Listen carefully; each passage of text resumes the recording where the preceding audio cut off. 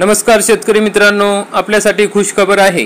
आता पूर्ण महाराष्ट्र राज्यात पीक विमा वाटप सुरू झालेले आहे।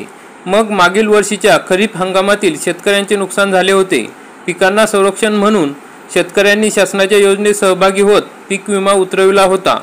मग दरम्यान खरीप हंगामात पावसाचा लहरीपणा व अवकाळी पावसाने नुकसान झाले होते। यात झालेल्या नुकसानीचे पंचनामे करून शेतकऱ्यांना नुकसान भरपाई मिळणे अपेक्षित होते। मग आता ही नुकसान भरपाई मिळायला सुरुवात झाली आहे। तर मित्रांनो, या जिल्ह्यात खरीपाच्या नुकसानीचे विमा वितरण झाले होते आणि त्यापैकी 1,92,000 शेतकऱ्यांच्या खात्यात ही रक्कम जमा होणार आहे। तर मग मित्रांनो, आजच्या या व्हिडिओमध्ये आपण बघणार आहोत की कोणत्या जिल्ह्यात किती रक्कम आणि किती शेतकऱ्यांना ही रक्कम जमा होणार आहे आणि कधीपर्यंत रक्कम जमा होणार आहे याविषयी या व्हिडिओमध्ये सविस्तर माहिती बघणार आहोत। तरी हा व्हिडिओ आपण शेवटपर्यंत बघा। आपण जर चॅनलवरती नवीन असाल तर चॅनलला सबस्क्राइब करा, बेल आयकॉनला क्लिक करा। तर मित्रांनो, धाराशिव जिल्ह्यात खरीप 2023 मध्ये सुरुवातीला पावसातील खंड व नंतरच्या अवकाळी पावसाने सोयाबीन पिकांचे नुकसान झाले होते। दरम्यान आठवड्याभरात 1,92,000 शेतकऱ्यांच्या खात्यात रक्कम जमा होणार आहे, अशी माहिती भाजप आमदार राणा जगजितसिंग पाटील यांनी दिली। मागील वर्षीच्या खरीप हंगामात शेतकऱ्यांचे नुकसान झाले होते। पिकांना संरक्षण म्हणून शेतकऱ्यांनी शासनाच्या योजनेत सहभागी होत पीक विमा उतरविला होता।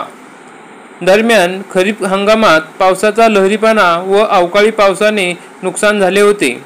यात झालेल्या नुकसानीचे पंचनामे करून शेतकऱ्यांना नुकसान भरपाई मिळणे अपेक्षित होते, मात्र कंपनीकडून यास विलंब झाला होता। यानंतर अखेर आता नुकसान भरपाईची रक्कम देण्यास सुरुवात केली आहे। शेतकऱ्यांना नुकसान भरपाई खात्यात देण्याची प्रक्रिया विमा कंपनीने सुरू केली असून तक्रार दिलेल्या परंतु पंचनामे न झालेल्या शेतकऱ्यांना ही विमा वितरित करण्याचे सूचित केले आहे। आठवड्याभरात सर्व शेतकऱ्यांच्या खात्यावर ही रक्कम जमा करण्याच्या सूचना विमा कंपनीला देण्यात आल्या आहेत। खरीप पेरणीच्या तोंडावर पैसे उपलब्ध होत असल्याने शेतकऱ्यांतून समाधान व्यक्त केले जात आहे। तर खरीप 2020 व 2021 मधील ही उर्वरित विमा रक्कम देखील शेतकऱ्यांना मिळवून देण्यासाठी प्रयत्नशील असल्याचे राणा जगजितसिंग पाटील यांनी सांगितले आहे। तर मित्रांनो, अशा प्रकारे आता पेरणीच्या तोंडावर या ठिकाणी शेतकऱ्यांना पैसे उपलब्ध झाल्याने आनंदाचे वातावरण आहे। तर अशाच प्रकारचे सर्व जिल्ह्यांमध्ये आता पैसे हे जमा होण्यास सुरुवात झाली आहे। मग आता पीक विमा हा सर्व शेतकऱ्यांना या ठिकाणी मिळणार आहे। तरी मित्रांनो, आपण हा व्हिडिओ बघितला त्याबद्दल धन्यवाद।